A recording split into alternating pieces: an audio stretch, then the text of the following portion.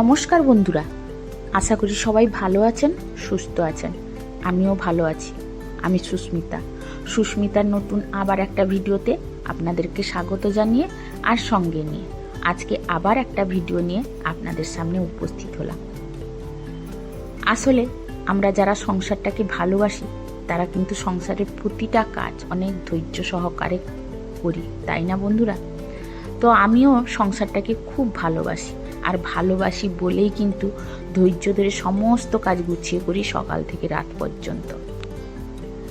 আর আজকে সকালে ঘুম থেকে উঠেই কিন্তু বিছানা চাদরটা চেঞ্জ করে নিচ্ছি, যেহেতু কর্তামশাই নিচে গেছেন, মানে দোকানে কেউ কাস্টমার এসেছে হয়তো, ও ফোন করতে নিচে নেমে গেছে। তো আমি ভাবলাম যে এই তালে আমি বিছানা চাদরটা চেঞ্জ করে নিই, কারণ ও শুয়ে থাকে অনেকক্ষণ, এই জন্য কিন্তু সকালে আমি চেঞ্জ করতে পারি না। তো আজকে ভাবলাম চেঞ্জ করে নিই যখন সে নেই রুমে, কারণ কদিন ধরে যে বৃষ্টি হচ্ছে না, আর এই বিছানা চাদরগুলো স্যাঁত স্যাঁত করছে জানেন। আর এখনকার বৃষ্টিটা একদমই ভালো লাগে না। গরমটা হয়তো একটু কমেছে, কিন্তু ঘর বলুন আর বিছানা চাদর বলুন, যেখানে হাত দিবেন সেখানে কিন্তু স্যাঁত স্যাঁত করছে।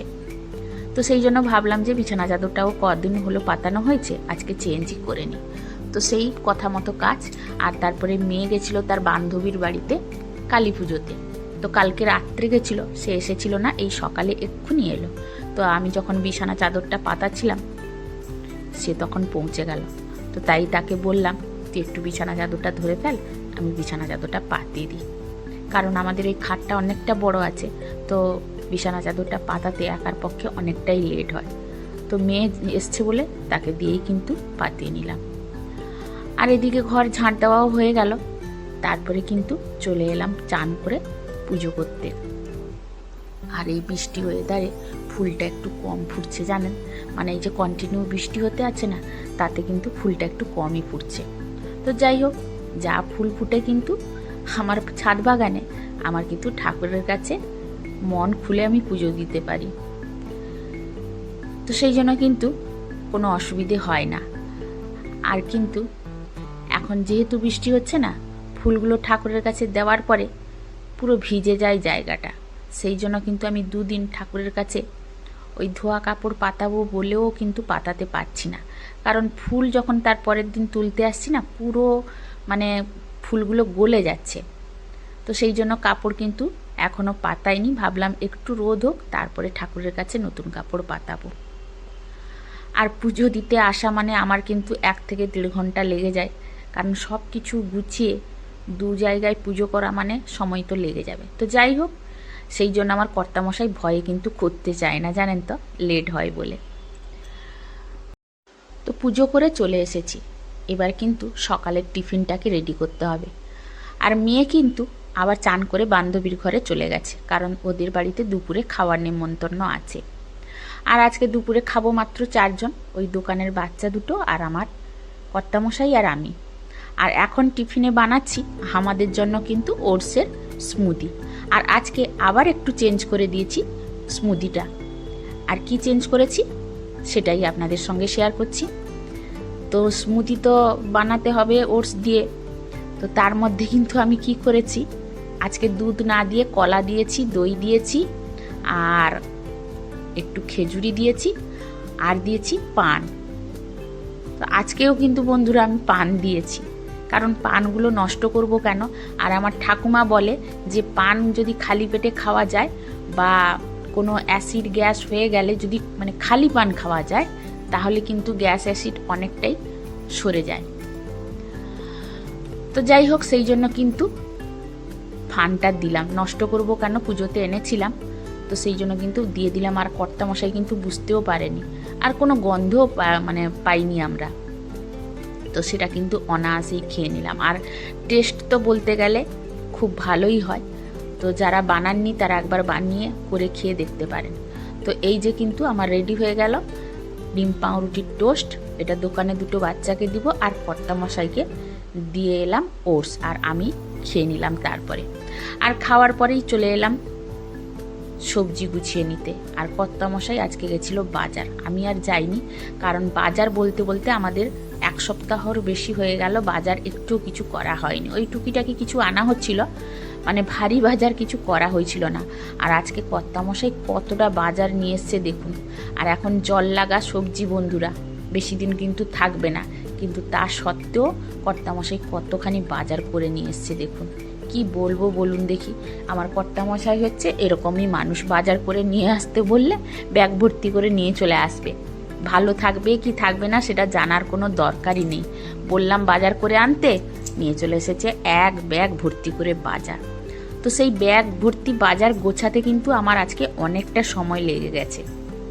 আর নিয়ে এসেছিল লিচু, এ সিজনে প্রথম লিচু খাবো আমার বাড়িতে।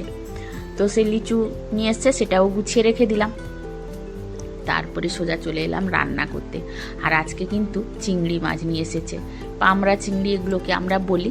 আর আজকে চিংড়ি মাছটা একদম ফ্রেশ চিংড়ি মাছ, একদম টাটকা চিংড়ি মাছ, জানেন তো। আর মাছ যদি ভালো হয় না, তরকারি কিন্তু অনায়াসেই টেস্টি হবে।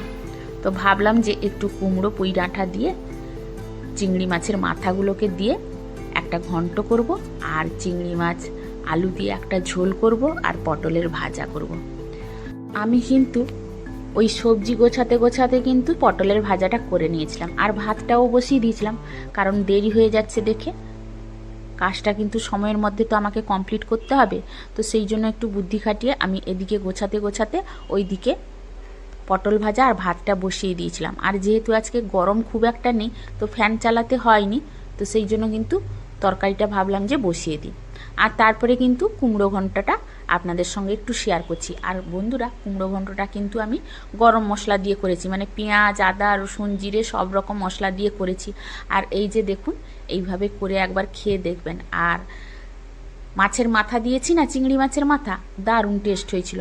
তবে হ্যাঁ বন্ধুরা, আমি কিন্তু লাস্ট লুকটা কুমড়ো ঘন্টর শেয়ার করতে পারলাম না। আমি ভিডিও করেছিলাম, কিভাবে ডিলিট হয়ে গেছে আমি বুঝতে পারলাম না, হয়তো আমি ক্যামেরা অন করতেই ভুলে গেছি।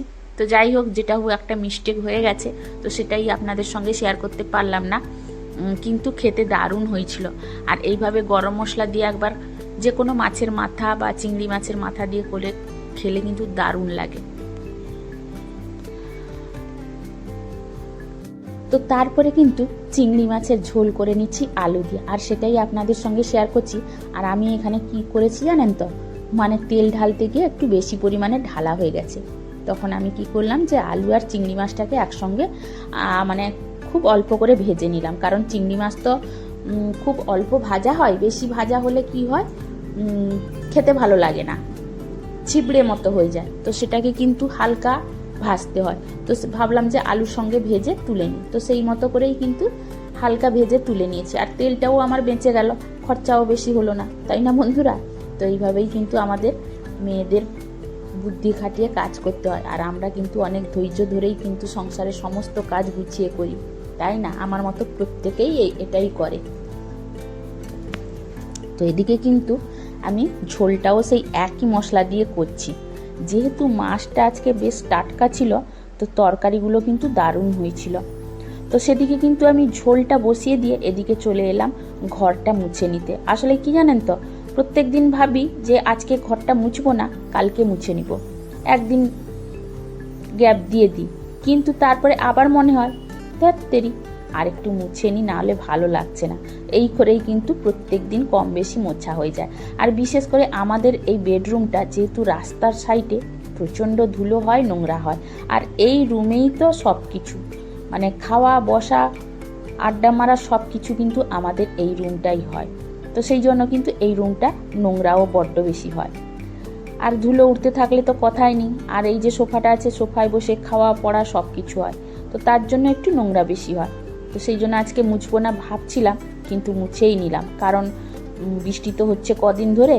তো ঘরগুলো কিন্তু মুছে নেওয়ার পরে না স্যাঁতে করে, মানে শুকোতে চায় না।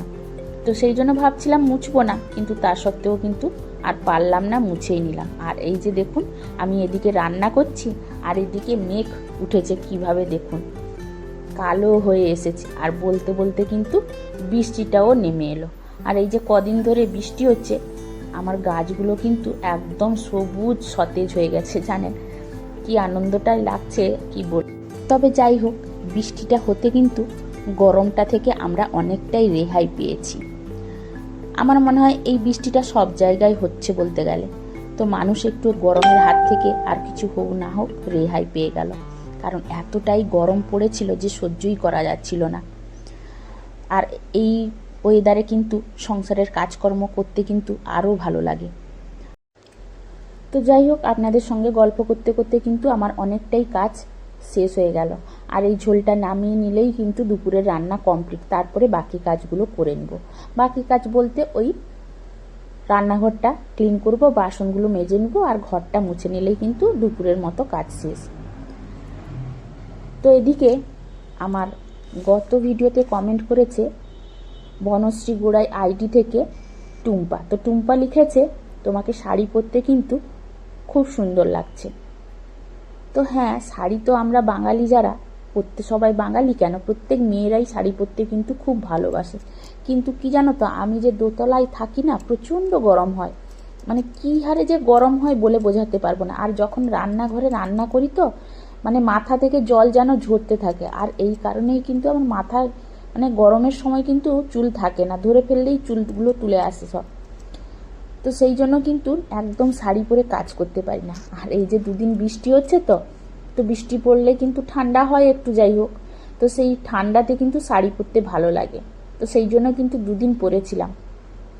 মানে শাড়ি পরে কাজ করতে তো ভালোও লাগে, শাড়ি পরলেও ভালো লাগে, কিন্তু এই গরমের জন্য সহ্য করতে পারি না। তো যাই হোক, এত সুন্দর একটা কমেন্ট করার জন্য তোমাকে অনেক অনেক থ্যাংক ইউ।